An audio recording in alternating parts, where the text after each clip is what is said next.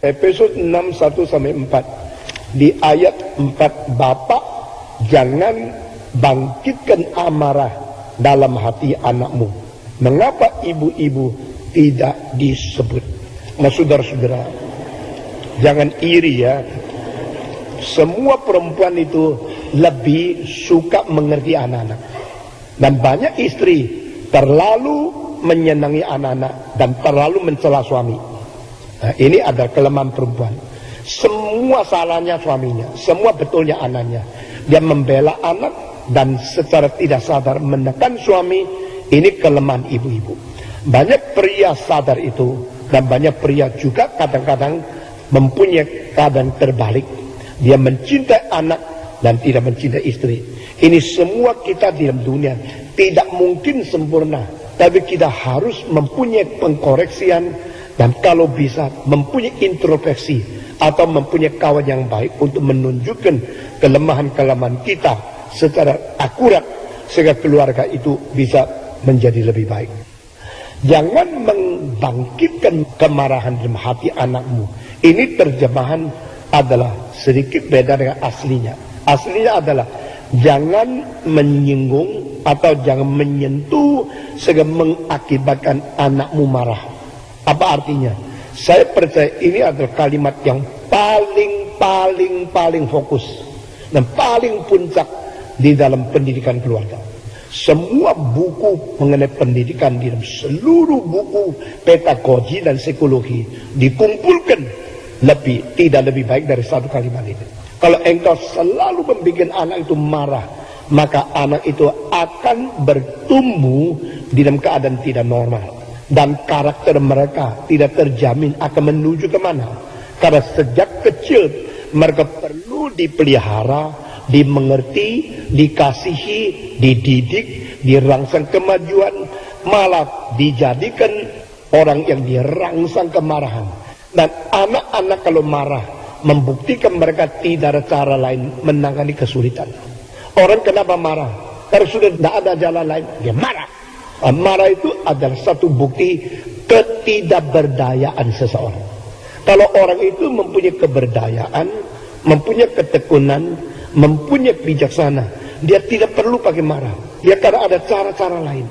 Dan ada orang marah karena kehabisan sabar. Dia sudah tunggu bertahun-tahun, engkau tetap tak mau mengerti. Jadi kalau singgung sesuatu lagi, dia pasti marah. Tapi orang dimarahi tidak tahu kenapa dia marah. Cuma tahu saya dimarahi lagi, saya dimarahi lagi. Akhirnya rasa dimarahi itu yang merajalela. Dan dia tidak akan mengerti kalimat apa daripada tujuan atau sebab kemarahan itu. Nah, di sini menjadikan keruncingan perbedaan karakter seseorang yang tidak habis-habis. Nah, tapi saudara-saudara, seorang ayah yang tidak mengerti kesulitan anak, tidak mengerti apa dirasakan oleh anak, karena itu anak itu tidak sebaya sama kita. Mereka itu kecil, mereka masih bertumbuh, hatinya bersih, motivasinya masih suci, dan perasaannya itu masih halus, dan dia maunya disayang, dimengerti, dipelihara, dan dipertumbuhkan. Kalau anak itu dimarahi dan akhirnya dia mengerti mengapa papa marah, nah itu pendidikan jadi berfungsi. Tetapi kalau ayah marah dengan tidak ada alasan, anak itu tidak mengerti kenapa yang marah, dan dia juga tidak mau cari mengerti, besok pertumbuhan karakternya jadi rusak.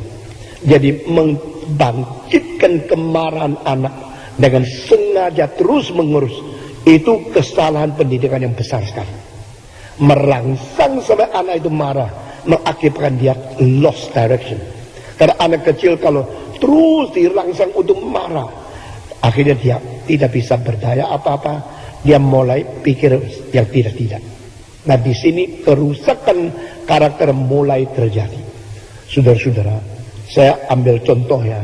Engkau tidak ada apa-apa, memang sengaja bikin anak marah, maka dia mulai lost protection, lost identity, dan lost satu kredibilitas kepada ayah. Kamu ternyata bukan yang melindungi saya. Kamu bukan yang mengerti saya. Kamu orang yang menjadi musuh saya. Jadi dia sudah tidak ada direksi, tidak ada kepercayaan, dan dia tidak tahu bersandar kepada siapa. Karena dia tidak tahu harus bersandar kepada siapa. Karena papanya tidak lagi dipercaya, mamanya juga tidak dipercaya.